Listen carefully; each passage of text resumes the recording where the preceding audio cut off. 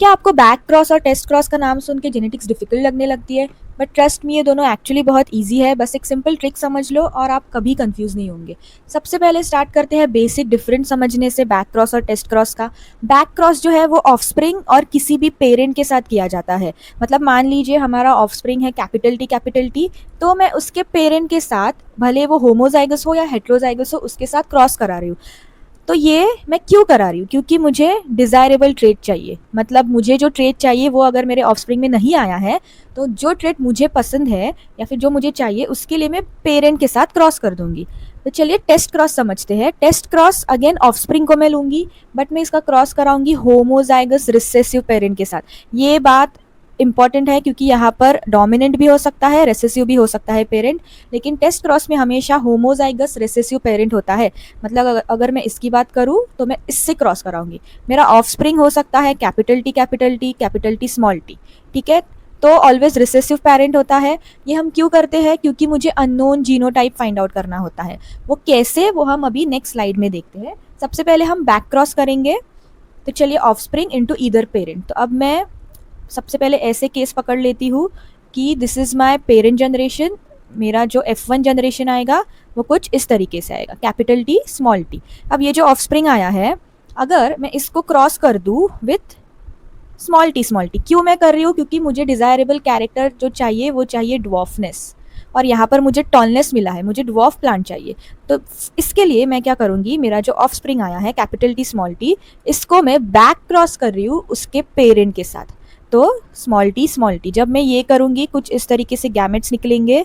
और अब आप यहाँ पर देख सकते हैं कि कैसे मुझे 50% ड्वार्फ प्लांट्स मिले हैं, जो कि मेरा डिज़ायरेबल कैरेक्टर था। अब ये तो मैंने ड्वार्फ प्लांट की बात की, बट व्हाट इफ मेरा ऑफस्प्रिंग ये आया था पर मुझे कैपिटल टी चाहिए। मेरा डिज़ायरेबल कैरेक्टर अब ये है, तो अगेन मैंने बैक क्रॉस कराया है और अब मेरे गैमेट्स कुछ इस तरीके से निकलेंगे।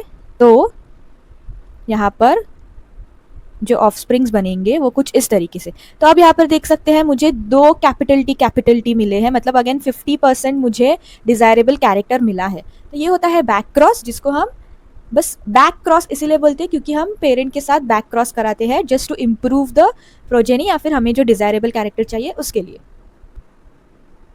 तो चलिए अब देखते हैं टेस्ट क्रॉस। अब टेस्ट क्रॉस में क्या हो रहा है, अगेन ऑफस्प्रिंग और होमोजाइगस रिसेसिव पेरेंट का क्रॉस हो रहा है। तो चलिए समझ लीजिए मेरा ऑफस्प्रिंग टॉल है, ठीक है, पर अब मुझे यहाँ पर पता नहीं है कि ये टॉल किस टाइप का टॉल है। It can be capital T मतलब होमोजाइगस डोमिनेंट, या फिर वो हेटेरोजाइगस डोमिनेंट हो सकता है। तो इसका मैं क्रॉस कराऊंगी मेरे रिसेसिव पेरेंट के साथ, जो कि हो जाएगा small T. Homozygous recessive parent will be small T. ये मैं क्यों कर रही हूँ? क्योंकि मुझे अननोन जीनोटाइप फाइंड आउट करना है।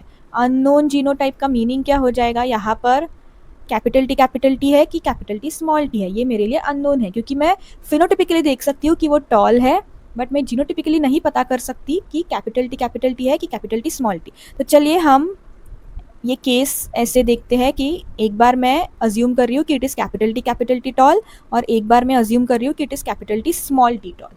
अब मैं इन दोनों को क्रॉस कराऊंगी होमोजाइगस रिसेसिव पेरेंट के साथ। तो ये मैंने क्रॉस करा लिया, तो मुझे कुछ इस तरीके से गैमेट्स मिलेंगे। एंड नाउ आप देख सकते हैं यहाँ पर मुझे चारों के चारों टॉल मिले हैं। और यहाँ पर क्या होगा, कैपिटल टी स्मॉल टी इस तरीके से मैं क्रॉस करूँगी तो मुझे 50% टॉलनेस मिला है और 50% ड्वार्फनेस मिला है। तो नाउ इसका मीनिंग क्या हो गया, 4:0 टॉलनेस और ड्वार्फनेस, और यहाँ पर हो गया 1:1 टॉलनेस और ड्वार्फनेस। तो जब मुझे आंसर ऐसा मिलेगा 4:0, मतलब जो मेरा फिनोटिपिक रेशियो है वो जब मुझे कुछ इस तरीके से मिलेगा 4:0, तो मैं कह सकती हूँ कि जो मेरा अननोन था वो होमोजाइगस डोमिनेंट था। क्यों? क्योंकि इस होमोजाइगस डोमिनेंट ने हर जगह पर अपना डोमिनेंट अलील एड ऑन कर दिया। बट अगर आप यहाँ पर देखोगे, जब मेरा हेटेरोजाइगस डोमिनेंट होगा तो मुझे मेरा रेशियो जो है फिनोटिपिक रेशियो वो भी 1:1 आएगा। क्यों 1:1 आएगा? क्योंकि एक साइड पे इसने अपना डोमिनेंट अलील डाल दिया, बट एक साइड पे बिकॉज इसके पास स्मॉल टी भी था तो उसने स्मॉल टी भी डाल दिया, इसलिए मेरा रेशियो जो है वो ऐसे अलग अलग आ रहा है। सो ऐसे ही हम टेस्ट क्रॉस करके फाइंड आउट कर सकते हैं कि होमोजाइगस डोमिनेंट है या फिर हेट्रोजाइगस डोमिनेंट है हमारा unknown genotype. I hope you have understood this.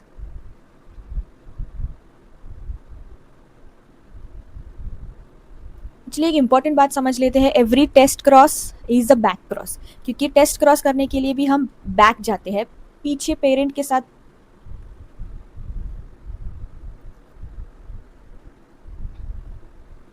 तो चलिए अभी एक इम्पॉर्टेंट बात समझ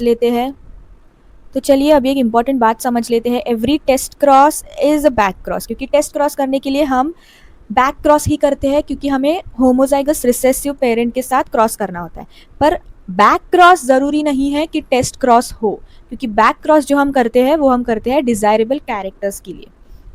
आई होप आपकी सारी कन्फ्यूजन दूर हो गई होगी. If you like this video please like share and subscribe.